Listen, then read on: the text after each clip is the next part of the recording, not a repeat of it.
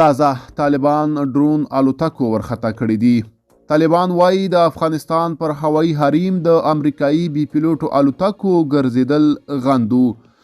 د طالبان حکومت یو ځل بیا د افغانستان په فضا کې د ډرون یا بي پیلوټو الوتکو په ګرځېدو سخت غبرګون ښودلی او د دغه هیواد په فضا کې د دغو الوتکو ګزمې یې د خپل هیواد په حریم باندې تیری بللی دی.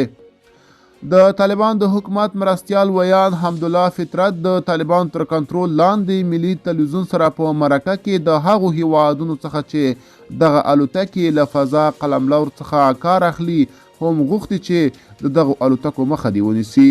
ښاغلي فطرت ویلي د افغانستان پر فضا باندې د امریکایي ډرون الوتکو ګرځېدل د افغانستان په هوایي او فضایي حریم باندې تجاوز بولو او په کلکو ټکو یې غندو. د امریکایي لوري څخه غواړو چې د افغانستان هوایي حریم ته درناوی ولري او د هغو هیوادونو چې د دوی د فضایي حریم څخه په استفادې د افغانستان هوایي حریم نقض کیږي غوښتنه کوو چې اجازه ورنکړي ترڅو د دوی له لارې د افغانستان هوا او فضا تر اشغال لاندې راشي. په افغانستان کې د ځینو سیمه ییزو رسنیو د راپور له مخې د څو ورځو راهیسې په پرلپسې ډول د کندهار په ګډون د افغانستان د ځینو ولایتونو په فضا کې بې پیلوټي الوتکې د ګرځېدو په حال کې لیدل شوي دي.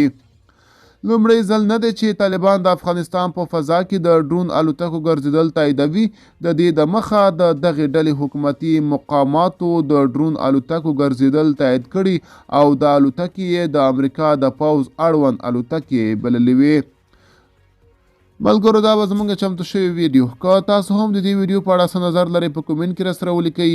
تر بیا ښه وخت، ښې چارې.